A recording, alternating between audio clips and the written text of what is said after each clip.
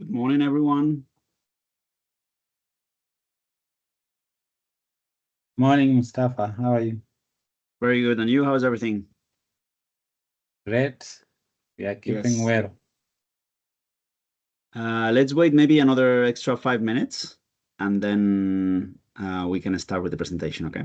Thanks a lot. Thank you.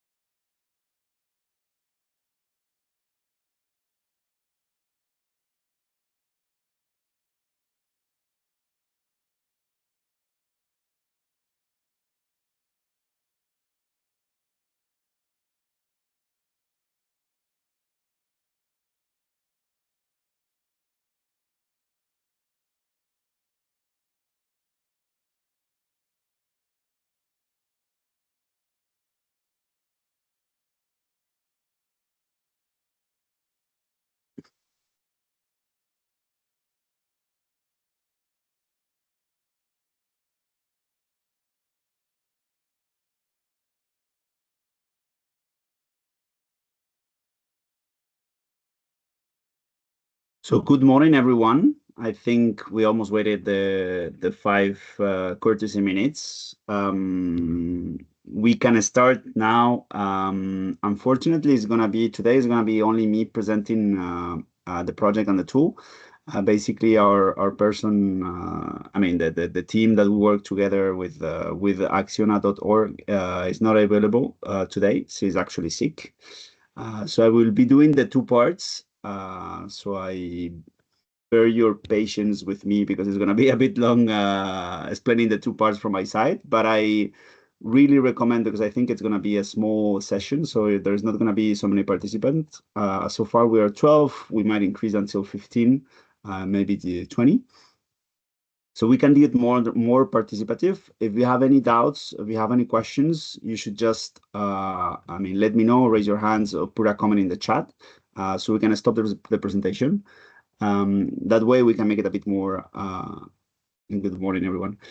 We can make it a bit more interesting and participatory. Actually, considering the number of people that we are, usually we ask people to present themselves in the chat. But however, being a small number, I would recommend maybe we can do just a small round of presentation.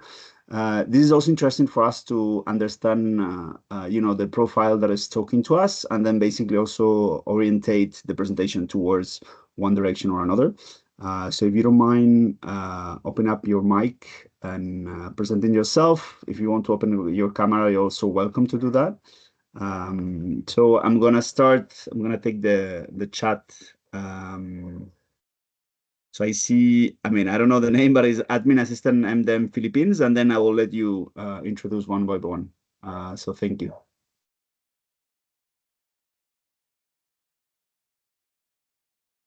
Hello, good day. My name is Jacqueline from Philippines, admin assistant. Perfect. We have Ahmad. Sorry, Alessandro. Good morning, everybody. I'm Alessandro Cerri from CESBI, Regional Operation Manager for Libya. Okay, perfect. Thank you, Alessandro. Ahmad, do you want to go ahead? Yes, Brahim, good morning. This is Ahmad Mustafa, WASH Program Manager, ACF Lebanon Mission. Perfect. We have Hassan as well. Good morning, everyone. This is Hassan from Sultan of Yemen. Yemen, perfect. We have second Alessandro with us, Gandini. Oh, hello, hi everyone. Alessandro, also from CESBI, from Gaza Mission, Logistics Manager. Amazing. Thank you, Alessandro. We have Hussein. Hi, Ibrahim. This is Hassan, WASH Head of Project ACF Lebanon Mission. Perfect. We have Nigus, maybe, if I'm saying it wrong. All right. Good morning, Mustafa. Good morning, everyone. This is Mamunay from Ethiopia Shelter Cluster. I work as the subnational cluster coordinator with the cluster event. Amazing. Thank you, Mamunay. And we have Kennethy. Good morning, colleagues. This is Kennethy Asengo from Nairobi Mission, Senior Operations Assistant. Thank you. Amazing. Thank you, Kennethy. And the last, Rebecca. I think we lost. No, she's here.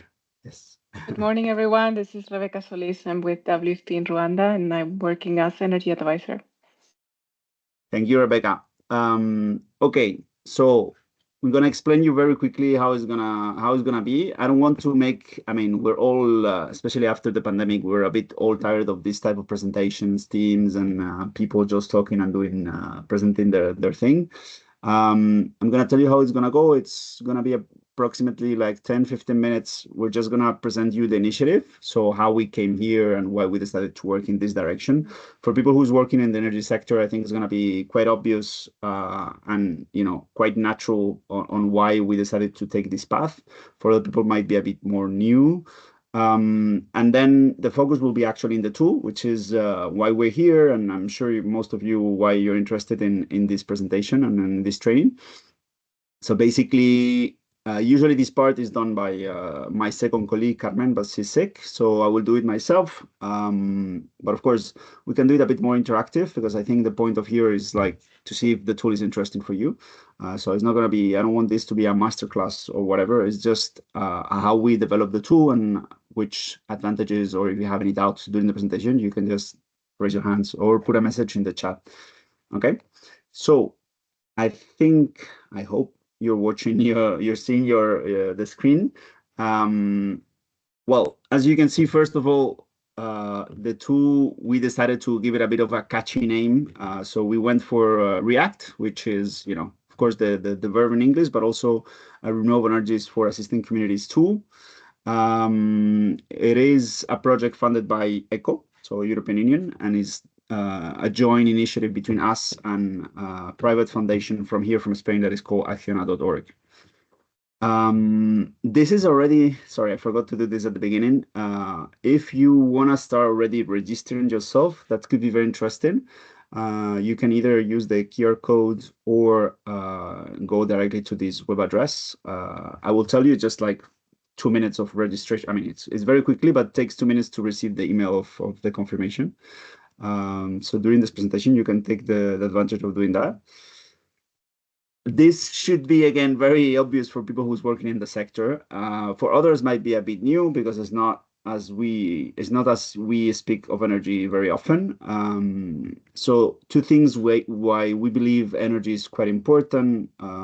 One of them is basically we believe access to energy towards vulnerable population has been underestimated in humanitarian operations. So in general, it's not something we have been measuring widely in when there is a humanitarian situation.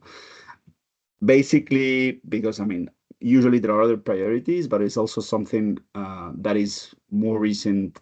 Teams started to realize could be very, very important for populations. We're also talking about protection issues, access to toilets during night, charging phones, having access to communications. Usually all of that is related to energy and having access to a source of energy.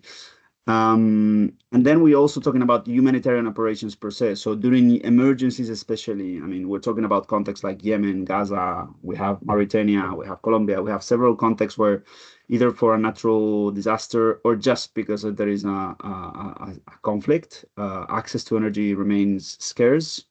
And we do have the need to have energy. Usually that is going to be covered with generators, right? So it is estimated that per year, average in the world, just between the main UN agencies and few organizations, which are not even included here, all of them, we use approximately 11,000 of these generators with 180,000 tons of produced CO2 per year. This is, I mean, massive for our sector. I mean, especially if we have to put things in context. If we talk worldwide, it's not that much considering the world, but considering humanitarian operations is basically how we work. We don't even consider other options rather than generators, right? Why is that? There's mainly three reasons, right? So fossil fuel is widely used worldwide, so this is not related to humanitarian context. That's what we do, and with Trump, we seem to go even further in that direction.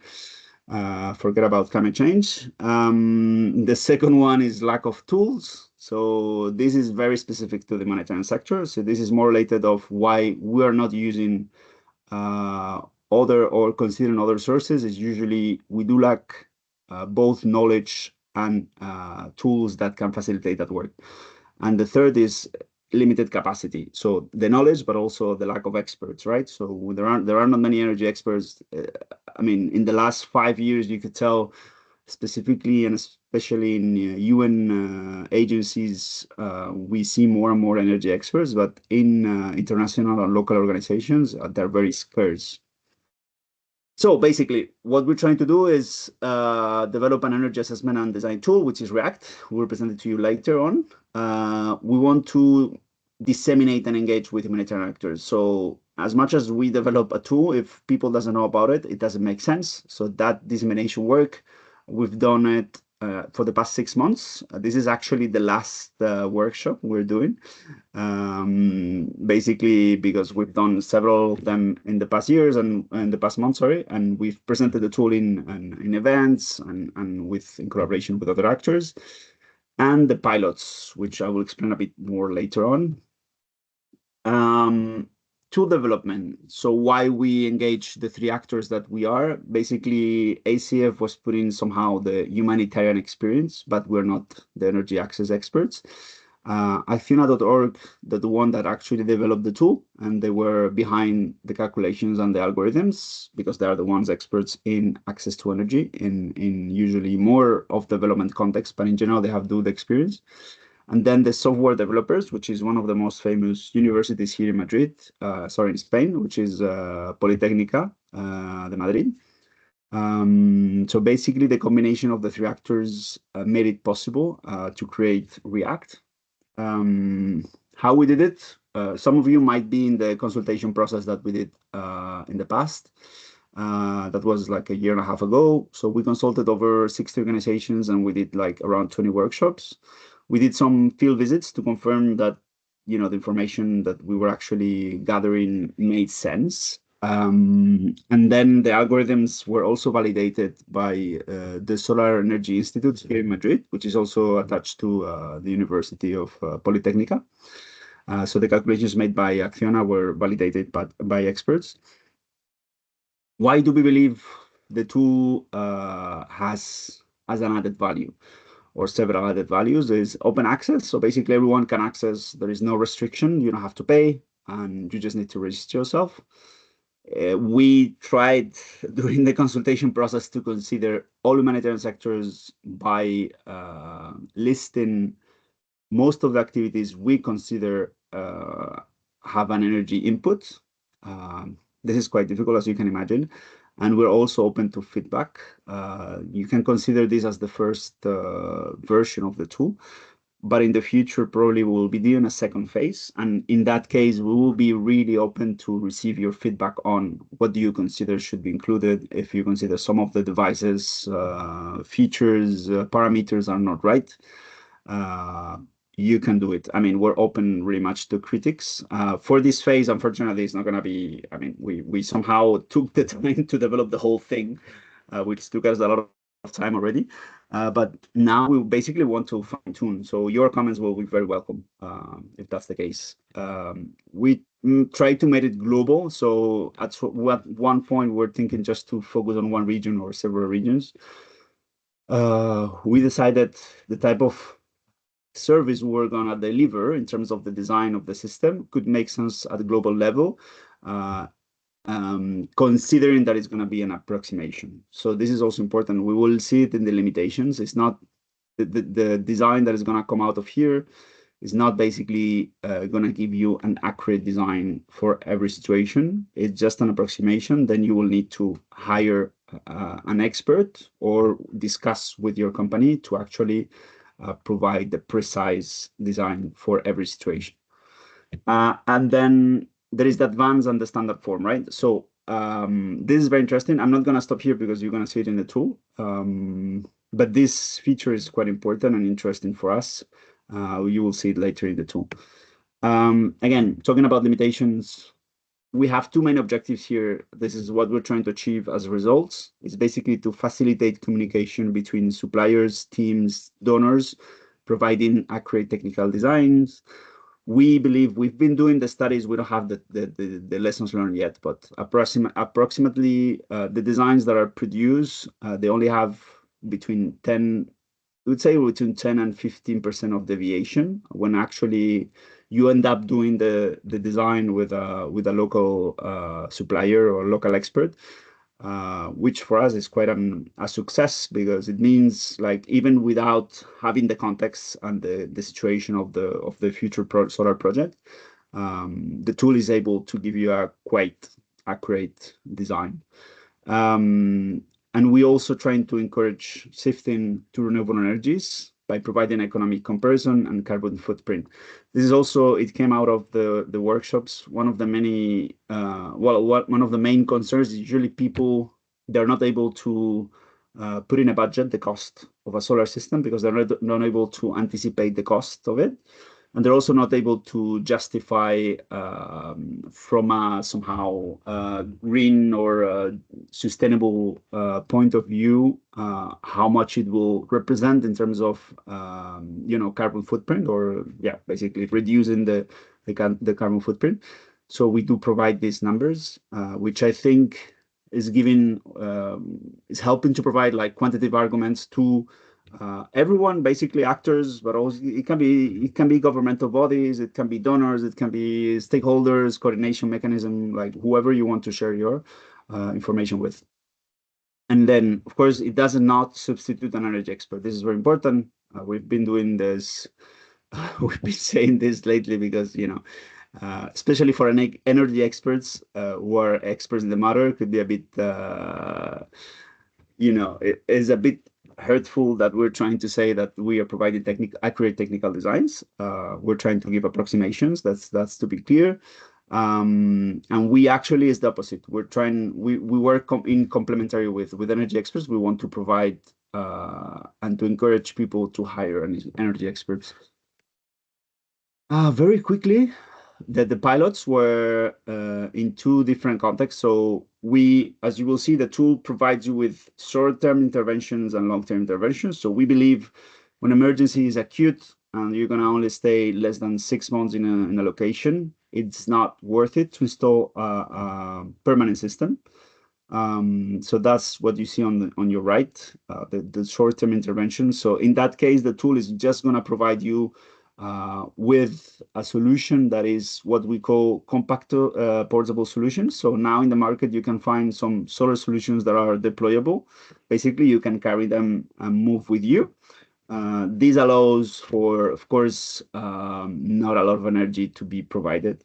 So the energy output is not that high, but it helps to basically provide energy for teams, medical teams, humanitarian teams who are in remote locations or hard to reach locations, and they do need access to energy. We've tested this in Colombia, so the picture is real. We were there in November. We provided these compact portable solutions to medical teams from Doctors of the World. And basically what they do is they go to very hard to reach areas where there is no access to energy to provide medical services. The community will let them use the community center, but they don't have access to energy. So this is the panels that you see are deployable. They can just be folded and carried. The panels are about 16 kilos each, which is acceptable, tolerable, and it's carried by usually the logistic team moving to this type of missions. And then inside, mainly, of course, they were using lights, ventilation, charging, of course, phones, but there were also computers because they are digitalizing the data for patients. And I think especially at night, they were also using the system because at 6, there is no lights. So they were also the medical teams they were using for as well their comfort and keep working. And then on your left, this is a project we did in Mauritania, in an area close to Mali. This is more of a classic intervention where, this school is where we have both refugees and local populations to just install the system. We used React to design the system, and then we included the technical information in the TOR, and then we launched the TOR to discuss and to select a supplier. Basically, dissemination workshop, I'm coming to an end, I promise. We did we formed around 60 organizations, 330 people. We presented the tool to GPA, for those who know it, Logistic Cluster and ADEX. These are a bit of old data. I think it's from February. We still don't have the ones from March, but yeah, just we're trying to, it's a bit of a niche, as you might imagine, the React tool, but still we have around now, I think it should be around 350 people who are registered from different contexts. This in the map, you can see where most of our users are. And the trends of registrations, which usually goes along the workshops. And this is the number of projects created. Again, you will see now why it makes sense to separate between design evaluation and design. And that's all. And I'm gonna jump after. I mean, maybe we can wait for we can give a bit of a break in terms of if you have any question from the initiative, because I think otherwise just jumping into the presentation of the tool could be a bit too much. So now that I see the screen and I see the participants, if anyone has a question, maybe we can just raise your hands, or otherwise I can jump directly into the presentation.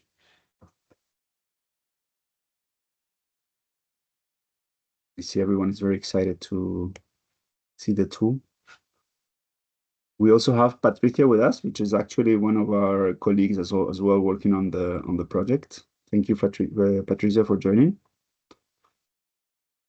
So now I'm not alone presenting. And actually, Patricia, since I will be sharing the screen, if you see any people like raising their hands or just any comment in the chat, you can also tell me. Okay, perfect. I see other people have joined. We did a small round of presentation at the beginning, so yeah. For those who arrive a bit late, we just did the initiative, and now we're gonna present the tool, okay? And then at the end, we'll do a round of questions and answers. Okay, so I'm gonna share the screen.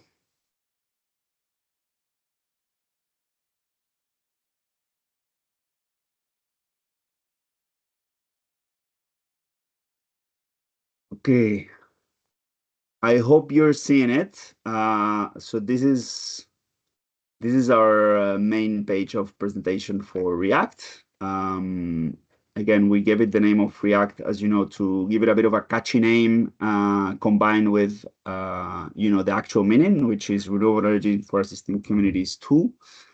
The first thing you need to know here is that basically you do need to register and to log in. So basically, here you will see, login, I'm already registered, of course, so I'm just gonna log in, but for you guys, you need to click here and register yourself. It's gonna usually takes like a couple of minutes. Once you've done that, you can choose your language. So basically, we went for the 3 main languages that we have. We have English, Spanish, French. We're gonna keep it in English, but as you can see, you can switch to any of the 3 languages that is more convenient to you. As you can see, we tried to make it as visual friendly as we could. So again, we're trying to make it easy to use. In our initial thoughts, we were trying to make this a bit of the Nexus in a way, like trying to standardize a tool for the humanitarian sector. But then actually we realized that Nexus, while it's very long and was not necessarily providing answers at the end, was more like giving recommendations and orientation. So we actually wanted to change that. We didn't want the process to take 50 minutes and then end up with just purely recommendations. We're trying to make something a bit faster with very quantitative data that can be used. Again, that is going to limit the amount of information that we provide, but we believe it could be better to, spend maybe 10 to 15 minutes and have 3-4 specific quantitative data that are useful and you can use directly, rather than just a bunch of pages with just recommendations. So basically, here you will see on your left, you have the bar. This is home, where you can come back to where we were before. This is what we call projects. So basically here you can see your projects that you have created in the past and you can access them. This is a very interesting feature, which is called groups. Groups allows teams to share information. This is one of the main requests that was requested during the consultation process. So basically here you can create a group, and in this group you give it the name, and then basically you can invite people over, and that serves to basically share projects that you have created. So in a way that you don't need just to share the technical information, but people can access what you've done and the logic behind the parameters that you have included. Now, it will make sense when I present how we work with the tool. But basically, this helps to not work isolated and to basically share information. For example, let's say you're an engineer working for certain organizations, and you did your evaluation and assessment of a certain location.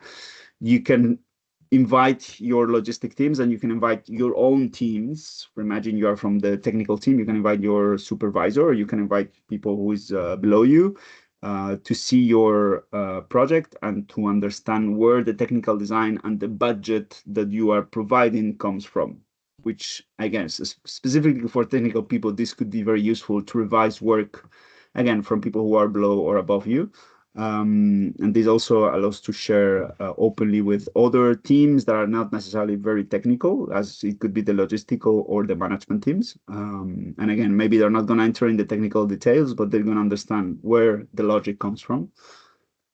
And this is resources, which is very interesting as well. We're trying to, we know solar energy goes much further than just providing a technical design and a certain parameter cost.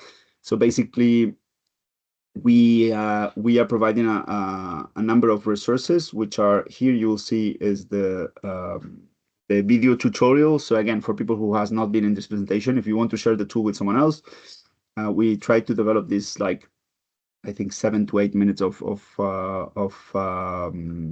training, quick training on how to use the tool.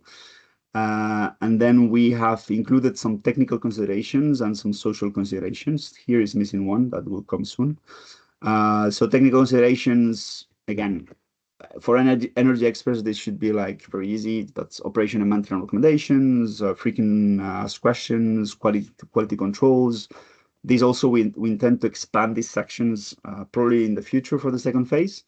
And again, social considerations, tips on good energy and behavior practices. And here we're missing one of them, which is very important, which is participatory approach. So how to provide, how to try to embrace a participatory approach when having an energy project.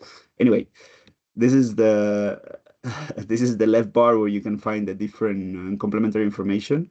Coming back to the tool, you have 3 modules, right? One of them, again, is energy evaluation. This means is to assess the energy needs both from the population or the organization itself. You have the design of solutions. So basically, if you already know what's your input in terms of energy, you can just include it.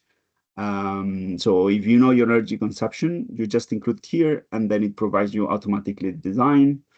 And then you have the combination, which is the one that we usually do, evaluation and design. I'm just going to give it a, I go for schools, but as this one is going to be in Sudan, which is now in the trend. So here you see, basically here in the bar, there is, basically you have to complete this, but 3 of them, it's providing results. So basically you have to complete steps 1, 2, which is general information and selection of sectors. Then what in the sector, for sure, you need to fill, this is where you put most of the information. So it can allow you to give you the evaluation. In design characteristic, also you need to fill some data, and then somehow 3 and 5 are the results part. So for the first step is name of the project. We can provide a short description. This is specifically, I mean, for you to remember, because imagine you do several assessments, which one, where the information is coming from, but also to your colleagues if you're sharing the project. Here you need to georeferencate your project. So basically here we're gonna say, we can say here,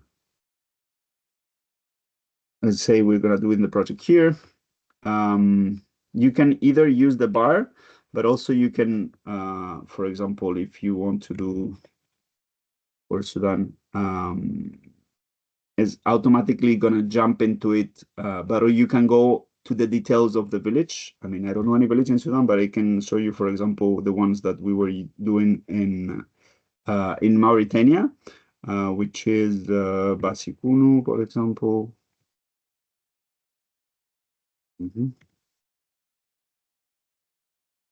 It's not happening now. Well, I think I'm using the French typing, but usually, I mean, this is Commonwealth, one of the main search engines. So usually you can look by the location. Let me try. I mean, I'm gonna go for Lebanon, which is easier.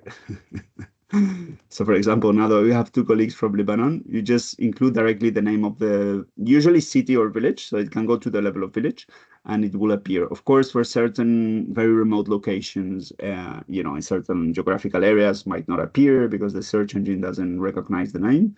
But usually, you can find here the address directly. So, the name of the village, you can use it directly, pointing yourself to where your project is. You can go to the level of detail of saying is in this village. And then last, if you know your position, so if you know your latitude and longitude, which usually people doesn't know, but you can also include it here and automatically will put the cursor on that direction, okay? So next, this comes the fun part. So here, what is important for us? Again, we decided, or we said that we are going to include all the sectors. Here you can find most of the classic sectors. A couple of exceptions is based on just to facilitate the work and to follow the same logic. When it comes to measuring the organization, so your own premises, so your warehouse, your office, etc., we decided to include that as logistic and telecom. So basically here, we're gonna click on it and you're gonna see it. Here is where we included solarizing your own premises. And then for the rest, we have also cooking outside because, I mean, somehow it's not a classic sector, but because it has a lot of weight in our tool and, you know, talking with experts, we decided to basically take it out. Usually initially was in food security, but it was a bit hidden, so people didn't really see it. And since it's quite complex and interesting, we decided to take it out. For the rest, I think you're all familiar with the rest of the sectors. This is very important. We tried to make it a bit minimal. We didn't want to overwhelm with information. So what we decided instead was to include these question marks, which is basically telling you what you're going to find in each of the sectors. This is not only here. I mean, you will see it all over the tool. You have the question marks everywhere, and they're going to tell you or provide you with additional information. If you don't know what that section or what sentence means, usually you will find a question mark answering the doubts. So here, for example, for each sector, it'll tell you which activities are included. So if you have doubts, which sector you should be doing, for example, education, what you can measure in this sector, energy needs of a school, such as the one associated to general classrooms, computer room, administrative office, water, sanitation, hygiene installations, etc. So it is giving you the activities that are included. So we're going to go for shelter and logistic telecom for our example. Once you select the sectors here, it will appear the number of sectors that you have included. Also now for experts, and this is quite important, here we have somehow pre-established parameters that are random somehow because we don't know the number of house or homes you're gonna try to solarize. So here's just one, but of course this will depend on the number of households that you want to solarize. We're talking about specifically about a camp here, so it's related to shelter. So we are assuming there is a certain number of homes you want to solarize. Let's say we want to go for 100 homes. And this is also very important for certain, not all the sectors follows the same logic. So for example, here, specifically for shelter and houses, and you will see it in some other activities, we give the options to separate if the demand will be aggregate or if it will be isolated. What is important is basically, again, if it's aggregate, it will mean you can centralize the energy production. So again, it will do a calculation or a technical design that provides a system for 100 homes, and it will be a centralized system that provides that energy. But you can do isolated, which is, you know, what we call solar home systems. So basically, it's a small solar system for every house.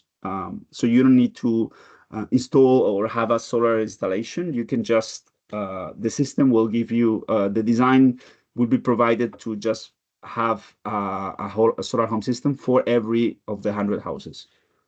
We're going to include isolated just to, and this is again, question mark as a general recommendation. If homes are widely dispersed, it will make more sense to calculate the isolated demand, etc. So we provide directions on why you should either try to choose isolated or aggregated. Again, this is an approximation. I know things are much more complex in the field. This is just trying to give you an approximation. Then you will need to hire an actual energy expert who will do the, of course, detailed design based on the field and the distances, etc. So select the energy needs per household. Here we went for the tier system. So I don't know if you've heard about it. The tier system is provided by the World Bank, and it combines energy demand and time. So basically also the profile charge. So the first tier is a very low demand for less than 4 hours, sorry. Tier 2 is a higher demand, but still quite modest for 4 hours as well. And then tier 3 goes up to between 4 and 8 hours with higher consumption. Tier 4, much higher consumption and already going to 16 hours during the day. Tier 5 is almost, having full access to higher demand with almost 24 hours of provision.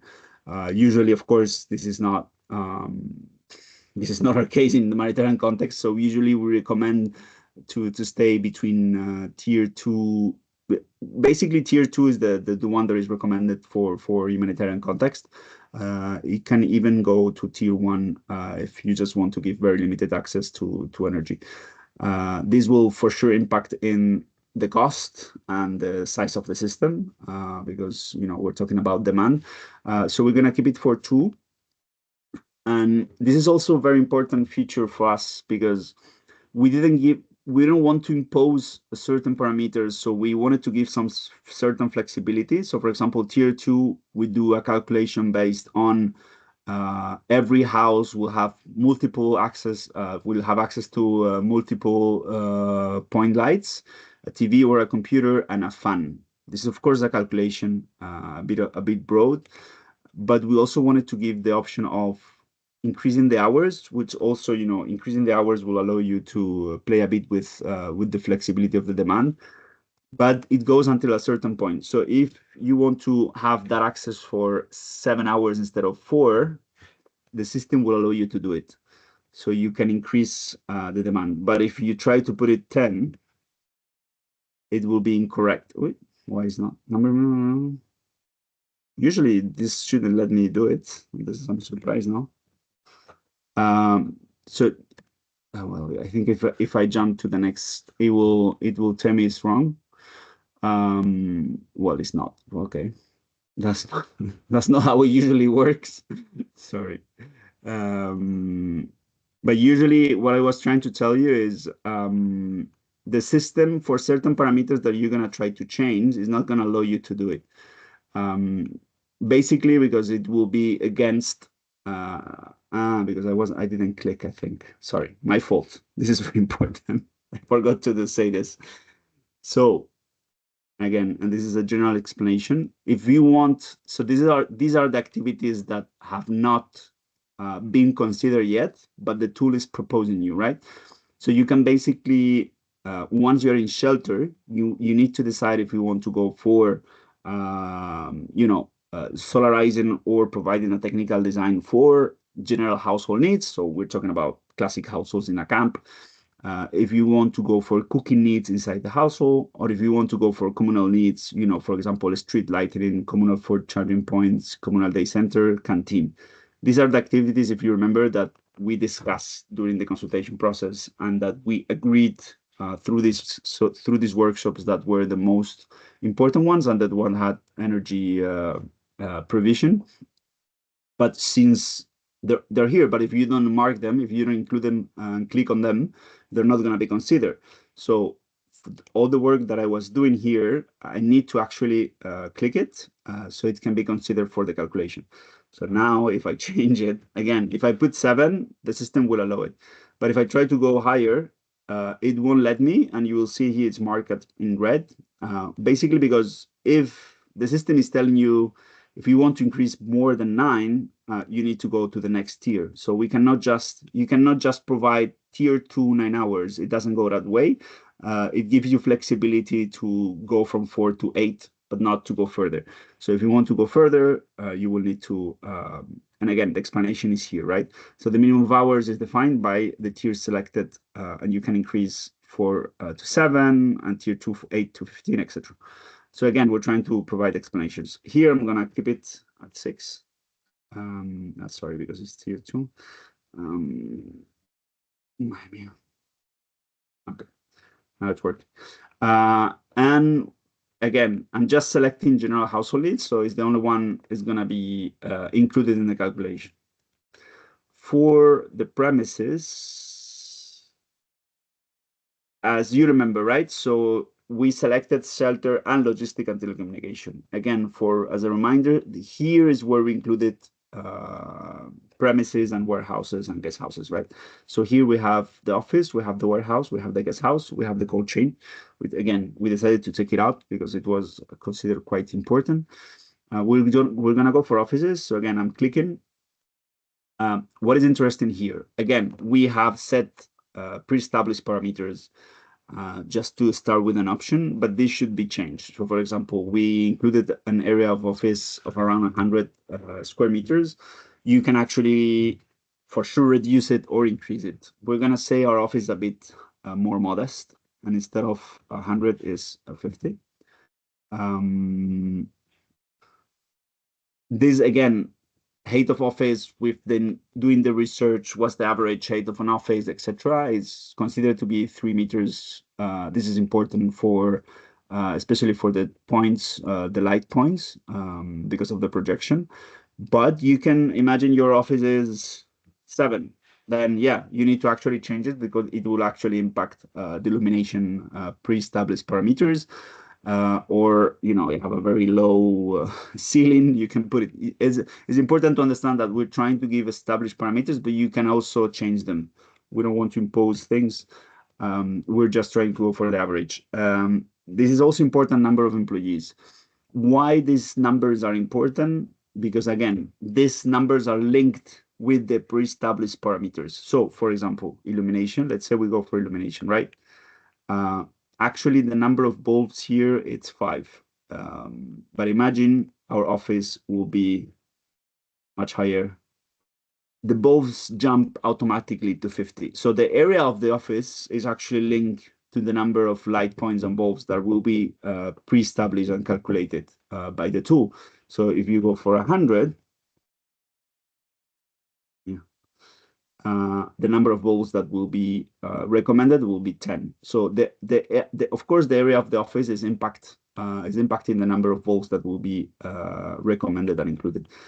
So we're gonna go back to 50, and same goes and applies for number of employees. So the tool will assume if you include, for example, laptops, if there is 59 people, the tool will assume that you will need where I'm going here, you will assume to need 59 computers. Of course, if you change this number, it's going to automatically change here, right? So 25 automatically will provide a number of computers that is similar to the number of employees. It doesn't mean you have to keep this number. You can decide to be, no, but sorry, we're 25, but half of them are hygiene promoters and they don't need a computer, so I'm just going to include 10 computers. Perfect. This applies to other sectors, other sections of this of the office, but in general, this is what we were telling you before related to the advanced form. This is very important for us, and I think it's very interesting for energy experts. Again, if you don't click here, the information that is going to appear in your screen is going to be a bit more simple. You need to fulfill this information, but the tool is built to be able to be used by people who are not experts on the matter. So you can always try to understand what it means, number of bulbs, what it means, the type of bulb. So it's kind of a basic information that can be fulfilled by anyone. But if you want a more detailed design, you can always go to advanced form. And this is in every section and sector, you will find this advanced form, which basically allows you to change the power of the bulb, and it'll also change the profile, the user profile. What does it mean? User profile is the number of hours, so energy per time, so number of hours that the system is going to be working. not specifically the system, but each device. So for example, for the illumination, imagine we are in an office where, you know, the tool will automatically calculate you will need light from starting of working hours, 8 in the morning until 6 in the afternoon. But imagine you're in a context where there's plenty of light and you don't need illumination during the day and you don't want to oversize your system, right? So you can basically reduce here all the lighting hours and say, I don't need this. But instead, the context I'm in, you know, sunset is very early. So I want illumination to be available as soon as 5. And also my teams are working on a hard shift and we do need light at night. And also I want to include that for, you know, whoever is passing by the office, I want the full office to be illuminated during the night. You can go here and again do it until it's the morning, right? But let's say it's gonna be until midnight only. This allows you to, you know, have a much more detailed design, and this is related to illumination, right? Let's say you want to do it for ventilation. This ventilation, nothing to do with illumination, is actually the opposite. During the morning, I want to have ventilation full day, no restrictions, because it's very hot. Where am I? And I want ventilation from 8 until 7. So you can adapt the system to each of to the demand that you need for each of the sections or subsections and the devices.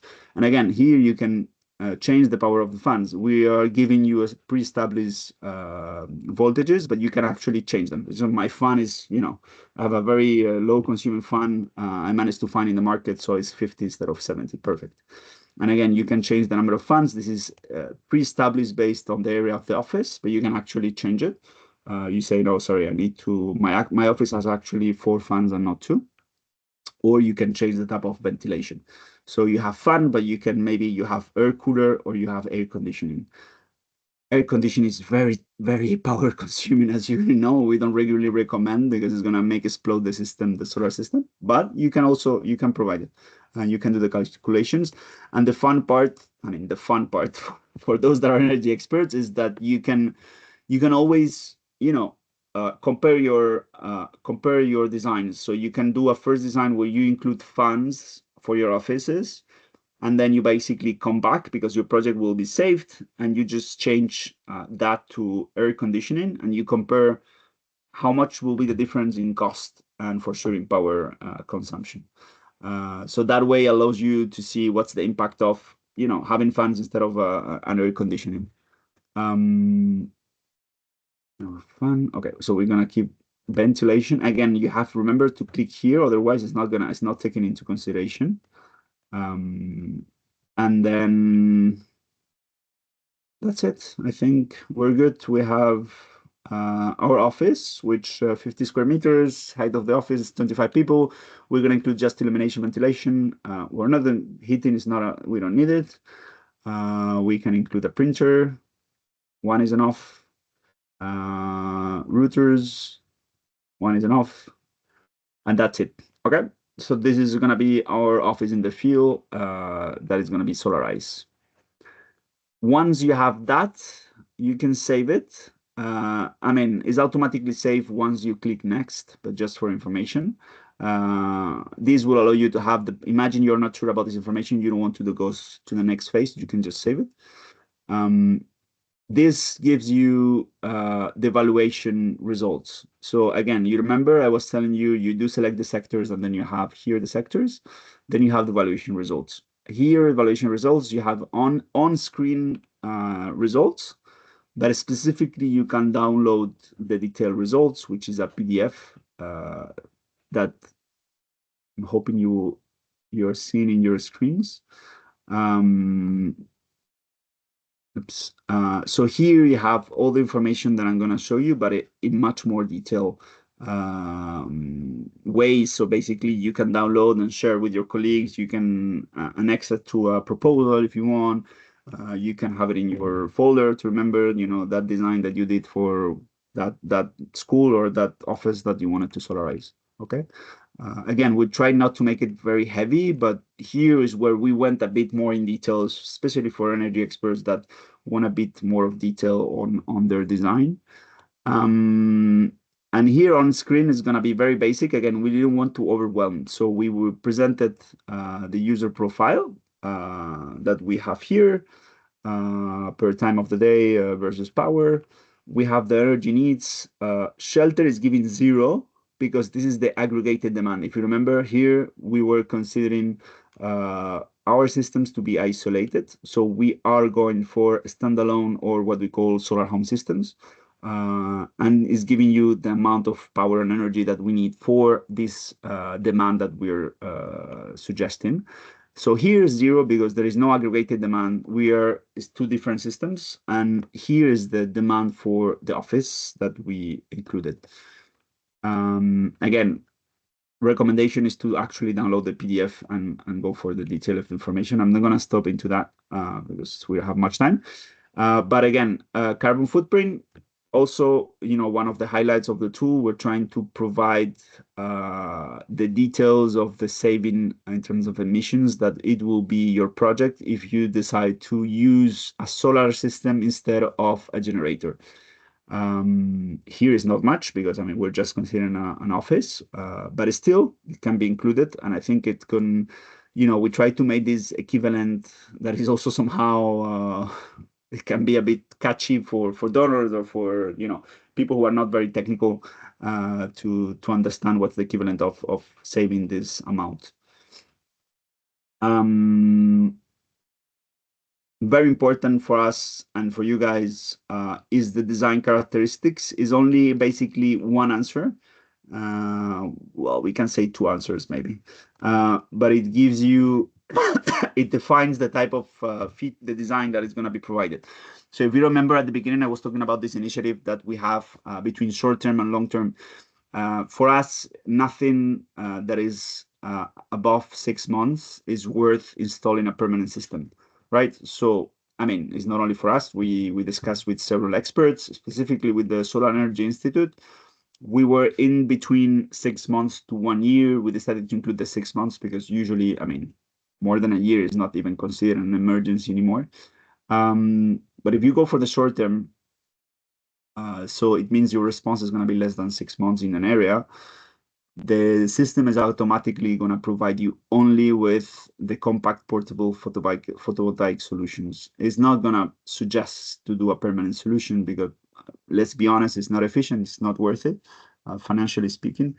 So the short-term solution will provide, again, you can find it in the market. It's quite new. For those who are energy experts, might ring a bell. But we have certain, portable systems that are designed to be deployed and can be mobile, which is the important part, right? So if you're an emergency team, you can have your solar system that you can bring to your warehouse, and then whenever you go to the field, you can carry with you. It's not as heavy as one would think, and this will allow to have permanent access to energy without depending on a diesel generator. And then we have the long term, which is the classic. We have the permanent system, which is photovoltaic system, off-grid photovoltaic system. We have the hybrid, which is the backup with a generator. The calculation here is with a specific consumption of around 10% for the generator. And then we have, as we were telling you, the compact portable photovoltaic solution. Autonomy of the batteries. This is important. If you need more autonomy for your batteries, you can change it here. Of course, it's going to impact a lot on the technical design. So, of course, if you want a higher autonomy of your batteries, this is in number of days. Sorry, it's included here. So again, this is the explanation. But if you double the autonomy of your batteries, you're not doubling the cost, but it is increasing considerably. So again, we just decided to include this autonomy. If you visit it, of course, 0, you have a much lower cost, but you won't have accumulation of energy storage in your system. And advanced form will allow you to select the technology of the batteries. We decided to pre-establish lithium as the pre-selected type of technology. As you know, it's more expensive, but it does last for more, and it has a bit of a, will have several advantages that we decided to pre-establish, but you can go for other type of solutions. And again, you can also decide if the panels are in the same plane or no. Again, this is more for technical people, and here is everything explained or try to be explained. So we go for long term, and we don't change the rest of the parameters. So last one, we're finished. This is the design results. After all of this, as you can see, I mean, I was stopping quite a lot, but if you go straight to the point, you can have your designs in like 10 minutes, 10, 15 minutes, depends on the level of detail you want to go through. We have the three systems that were provided. So we have the permanent system, the photovoltaic system installation, the hybrid one with 10% of backup from usually a generator. And then we have the compact portable photovoltaic system. For the three solutions, the technical feature and the technical design will be different, right? So it is important to actually know what's on your, I mean, what is available on your market and what's the solution you want to implement. This also very important. Is a very interesting feature that we decided to include because, you know, for compact portable solution, the main limited feature that you may have in the field is that we're providing here a technical design, but, you know, compact solutions are predefined systems with a certain power output that you cannot change because it's, you know, it comes that way. So basically, here you can provide what is available on your market, what are the different solutions that are available in terms of energy production, and then it will tell you what's the deviation compared to the design, which is quite important. I mean, it gives you a comparison if it's worth to go for that existing pre-established compact solution, or if it's not worth it because it's too far from the design. So you can compare it here, right? Basically, you know, for example, it's recommending a peak power of 2.91. We tell you the available solution is 3, so the difference is only 3.3% difference. So a power excess will mean a great energy generation that could be used to charge batteries. However, sometimes it could go to waste. Again, if you go too high, you will need to decide if it's worth it to. You can here see the comparison, right? And then the other ones are classic, at least for others, the photovoltaic system installation or the permanent solution. Again, here, technical features, this somehow is the most technical part of the tool. This is basically the information that you will need to include in your TOR, of course, with other additional information, but somehow the ones that are the supplier is going to be the most interested in to help you know, provide you with a design. We also recommend, and this is coming from our personal experience, is we do include this initial technical design combined with a visit from the suppliers to the field. So already they can basically have an idea to see if they're interested in the project, the size of the project, and then we can, if, for example, available, go to the field and we can have a much more detailed design. If not, is still fine. We had several cases. We have suppliers who just based on this information, they decided to go with their offer. And of course, it's not going to be as accurate, but it still is enough to provide you with an approximation in terms of budget and you know, work time and a schedule, etc., etc.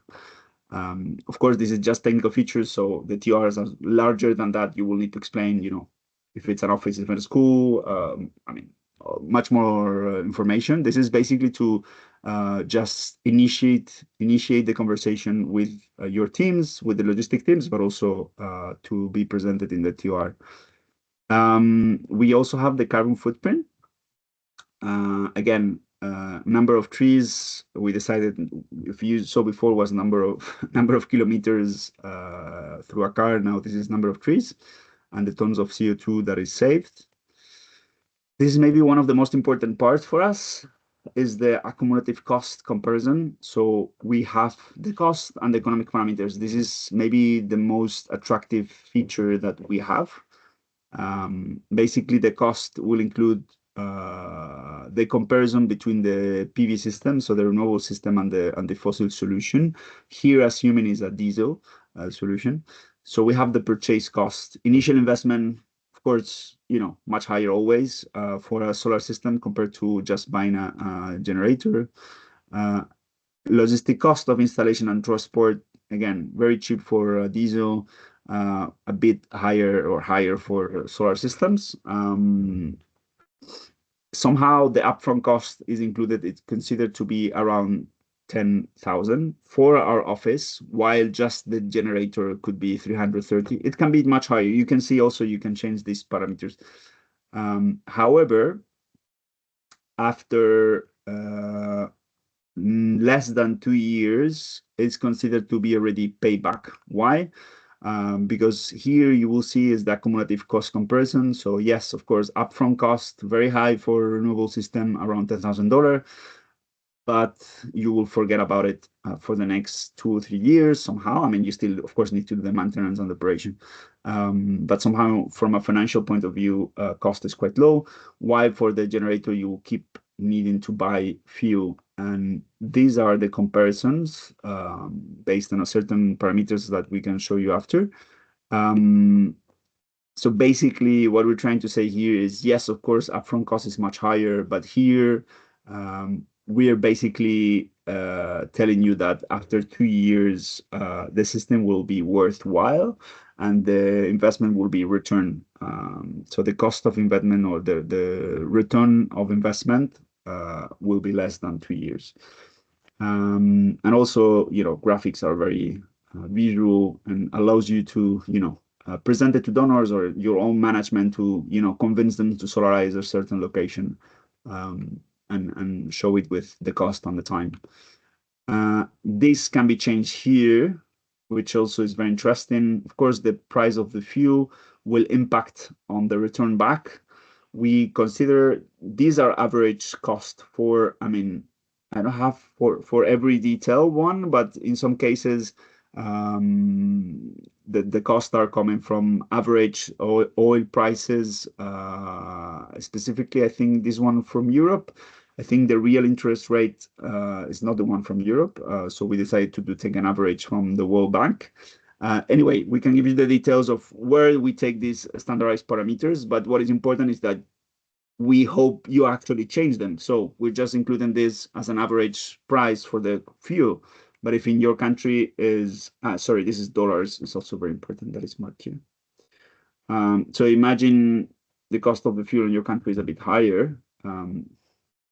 This will automatically impact, oops, it should, let me see. Yeah. This will automatically change the payback period, right? So basically, the cost, the changes that are doing in the cost will have an impact on the calculations that are included there. It goes the same for the photovoltaic system. So basically, if you have the specific cost that will give you to buy solar components, it goes from inverter, battery, solar panels here. Again, this is average cost that we've taken. These are from actually Europe. So they're not very accurate to your context. If you're in Lebanon, in Mali, in Colombia, you do have a market analysis of how much could be an inverter.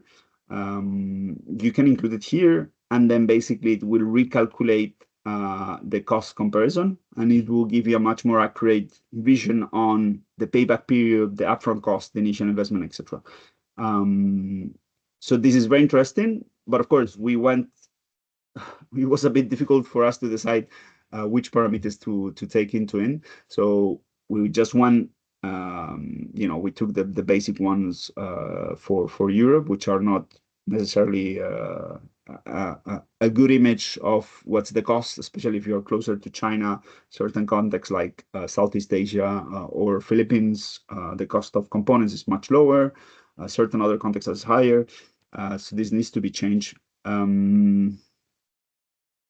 And same, so genset cost, it can be changed here, and then based on that, it will recalculate the economic parameters.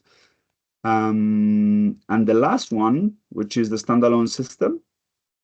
Again, you remember we separated the demand. So here is giving you the design for each of the solar home systems that is going to be installed, and the battery capacity for the shelter side of things, which we decided to separate as isolated. Last one, I promise. You just have to click here to download the PDF. The PDF will give you a much more detailed image of what we were just presenting, of course, with the technical design, the use profile. So it's a combination of both the evaluation and the design. And it will, at the end, so here, the economic parameters and cost. At the end is going to be also some technical recommendations and technical considerations, which are basic for almost any energy experts, but I think it's important for non-technical people also to take into consideration. And again, this can be attached to a proposal. You can show to your donor, to your team, to also your supplier, where your calculations are coming from. And this is also very helpful to, quantify things in a proper way, with just, giving enough information for everyone. And we have finished. That's all. I'm sorry if it took a bit of time. I hope it was worth it, because basically we spent a bit of time developing this, trying to also make it a bit of user-friendly as much as possible. And now that I'm tired of talking, I will just give you some time to basically raise your hands or put your questions in the chat and tell me anything that you need to. I see people a couple of people quit. So if you have any questions, please go ahead.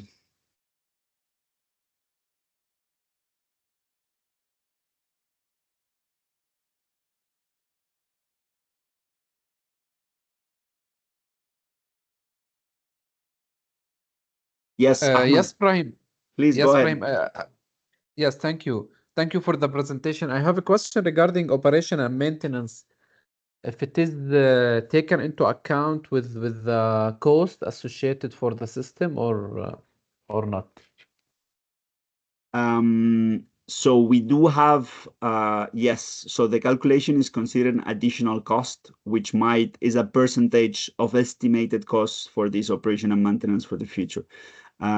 This cannot be changed. We have been suggested to be able to give people the possibility to change that percentage. So basically, again, it represents a percentage based on the cost of the system.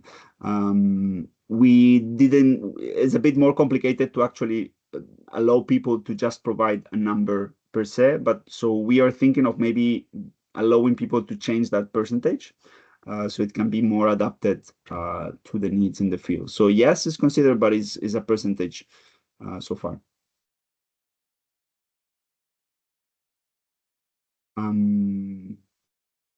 Thank you, Ahmed. Do we have any more questions? More questions in plural?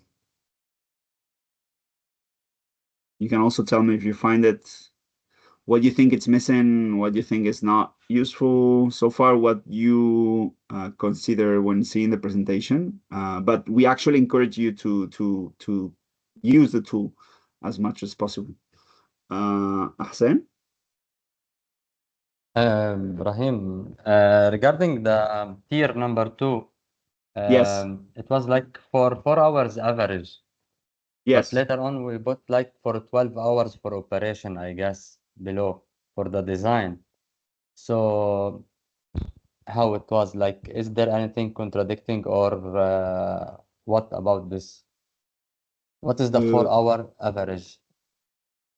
That is a good question. I mean, I don't remember now the specifics of the project. Let me go into it. But usually the 12 hours, I think, might be referring, during the office, we were doing, so the tier is only for the standalone system and to calculate the demand for the solar home systems. So it's not considering the technical design that we were showing. The technical design that it was shown, it was only for the office. So the office is the one that basically was provided. I guess the 12 hours was related to, I think we changed the ventilation and illumination for the user profile. But now I will need to come back to the project itself. It was just an example.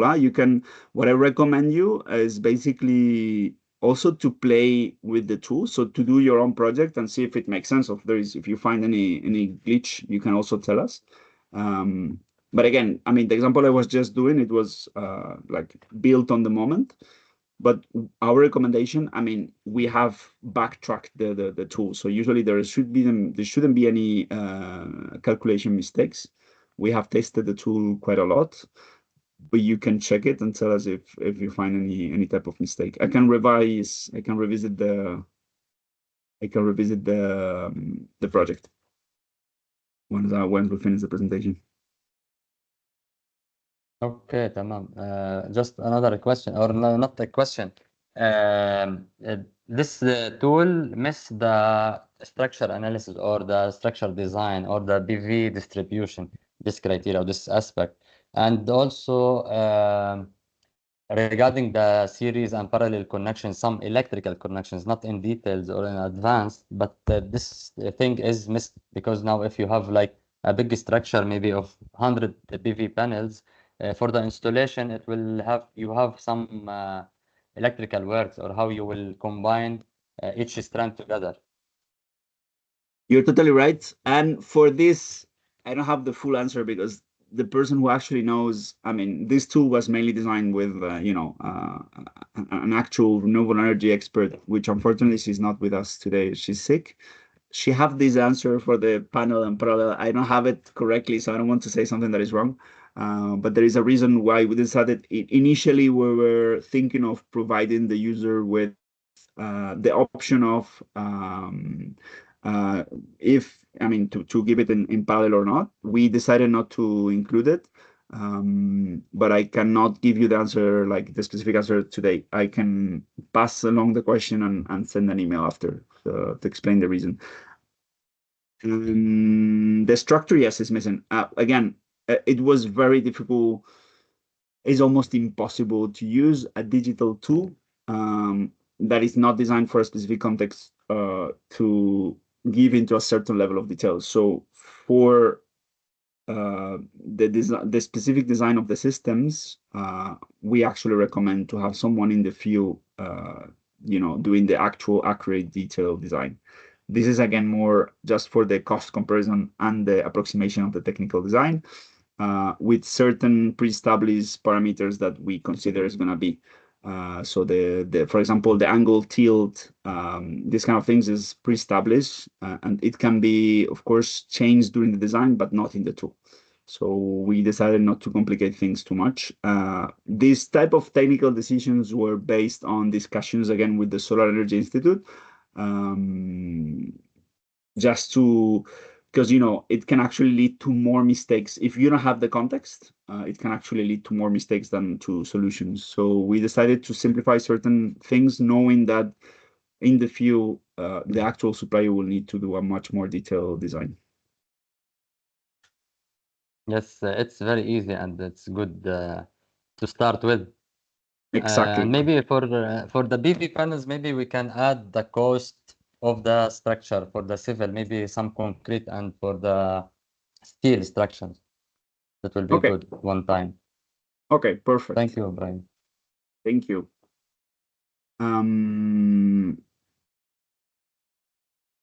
So Ahmad, your question, if the battery replacement factor into the OME percentage. The answer is we try to go for the lithium batteries, which, the life long of the batteries should be much higher. The idea is to try to avoid as much as possible. but it's usually on the OEM's factor. Again, these are percentage that, depending on your context, batteries might degrade faster, depending also on the cycle of the battery and the type of the technology. It is, I mean, it can be changed, as we were saying. So this percentage can be changed and it can be adapted to your project. I agree with you, but it's also one of the things we want to change, Ahmad, is usually one of the main concerns in solar projects is we try to save money on the technology of the battery, which give us batteries that are, you know, they don't last enough, and the system usually collapse. Yes, basically. I mean, again, we saw projects in Mauritania that after 6 months they were not working just because they have very, very bad quality batteries. And then we have others in certain contexts where, you know, like up to 5 years, you don't even need to change the battery. You have 3,000 life cycle batteries, which can last. Yeah, I mean, of course, the efficiency goes down, but still you can keep them for almost 5 years. So yes, it is considered, but yes, it can be. It's not as accurate as we would like because again, it's just a percentage. Who else have a question?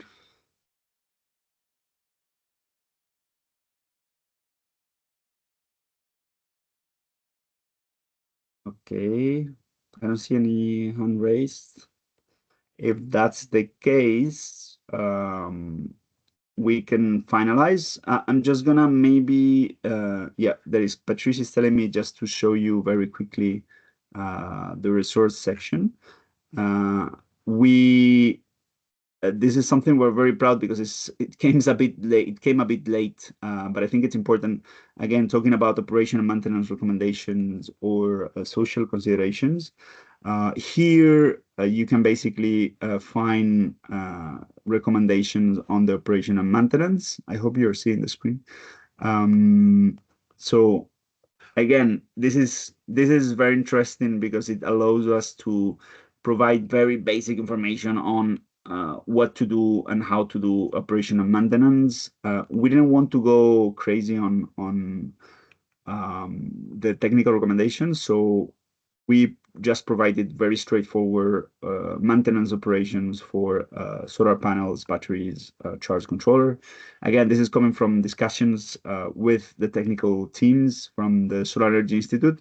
It's very difficult to give maintenance general recommendations without knowing the context, so we try to limit it, the recommendations to not to give overwhelmed with recommendation that might not be appropriate to your context. So the ones we're given are considered to be, I mean, applicable from a universal point of way everywhere.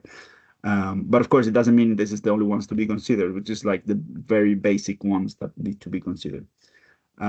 This section, we're thinking of for sure expanding it in the future for the second phase. So this is more of we're trying to open the appetite, but we do want to focus more on the technical consideration side of things for the future as well.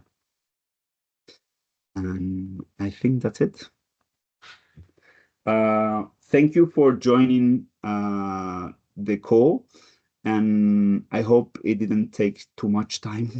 And it was, yeah, Patricia is sending that she will send the recording after. And thank you for keeping with me for like more than an hour. I hope it wasn't too long. And specifically, I really recommend if you could actually register and use the tool, that would be amazing. And also give us your feedback. We're going to be sending you a bit of an evaluation form. It would be amazing if you actually can fill it in and give us your opinion. It's also very important for us to gather your opinion and to, towards also the donor, understand how people is perceiving the tool. So we will be sending that. And thank you, everyone. Hope you have a great day. Thank you. Thank you very much. Thank you. Take care, guys. Thank you. Have a good day. Bye-bye.